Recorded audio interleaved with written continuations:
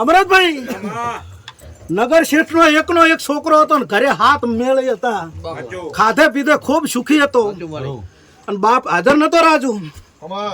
તે માન કીધું કે માં આટલું બધું કરવું શું, બટી કોક પુનઈનો રસ્તો કર. હારા વડલા નેસે ઓને પોણીની પરબ કરી. આવતા જાતા પોણી પાવા માંડ્યો. એમાં 2 મહેમાન રોજ પોણી પીવા આવે.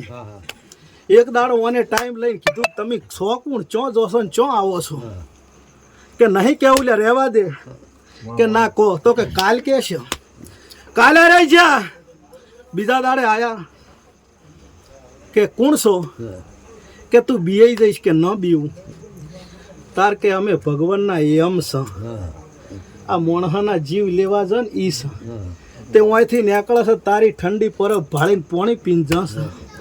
પેલા તરત હાથ જોડ્યા કે મારું મોજ ચાર છે ના, કે પૈસા બાવું ના કેવરાય, કે તમે ન કહો તો તમારી મારી ભાઈબંધી લાજે. તો કે કાલ વાત ભગવાનને જઈને પૂછ્યું કે ઓનું મોત કે પૈણે અને એની પહેલી રાતે એની પત્નીને મળવા જતો હોય અને હાથમાં મોલના સીડીના પગથિયો સડે ને અહીંયા તારે જ હાફ બનીને કડવાનું છે ને ઈ દાડે મોત છે. જેવું આવ્યું. બીજા દાડે યમરાજના દૂત આવ્યા. એમાં એક દૂત રોવા માંડ્યો કે તમે ચમ રોવો છો, કે તમે પૈણી ના હો ઈ દાડે મારે જ તમને કડવાનું છે ને તમારે મરવાનું. તારું આટલું પોણી પીધેલું પૈસા શું થાય ભાઈ, અમારે તને કડવાનું છે અને તારો જીવ લેવાનો. એટલે હું માતા છું, હું સંધુની ગોડી છું.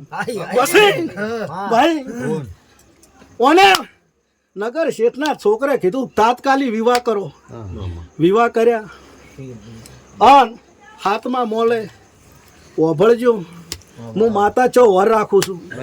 પેલી ભાઈ બેઠી હતી ને આર્યો ખડક ખડક ખડક ખડક મળવા જતો હતો અને અમૃત વાતે હાથમાં મોલે પેલો યમદૂત આવીને બેઠો અને કહેવા માંડ્યો કે ભાઈ 2-5 મિનિટ વાત કર, કે ચમ તારું પોણી ખૂબ પીધું છે અને મારે તને કડવાનું છે. એવો ડહ માર્યો ને તે એકી ડહે તને મારી નાખ્યું.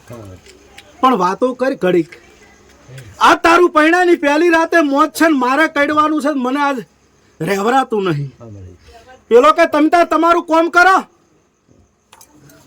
આ વાત ઊભી પેલાની વહુ ઓભળે, પેલી દીકરી ઓભળે અને ઓભળીજીને દડ અમૃતભાઈ રોવા માંડી. અરે રે મારા આટલા 32 ભાતના ભોજન ખાશે કોણ?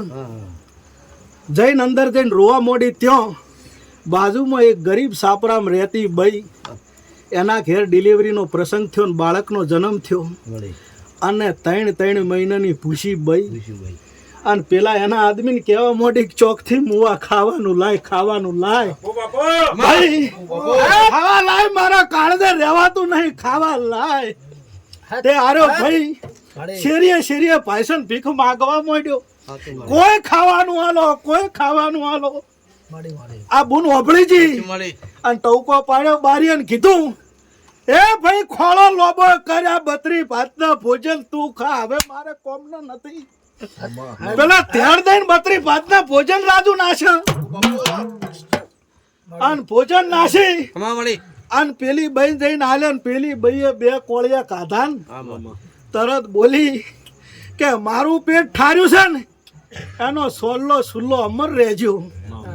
ભાઈ મારા નાથને લાજ રાખવી અને ભગવાનના સોપડે ઓનો 100 વર્ષ લખાઈ ગયા.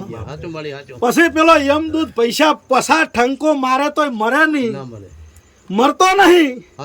યમદૂત ભગવાન પાસે જોક શું થયું કે ભાઈ મેં તો એનો આજનો દાડો લસ્યો તો પણ ઓને કોક આંદોલન કરી નાખ્યું છે, કોક ભૂષણ ભોજન ખવડાવ્યું છે તો 100 વર્ષ લખાઈ જશે. એટલે હું માથા વગરની માતા કહું છું. મને પછી લાગશો કે નહીં લાગો મોની લઈશ, પણ કોક ભૂષાનું પેટ ભરજો ઓર ન રાખું મારું ન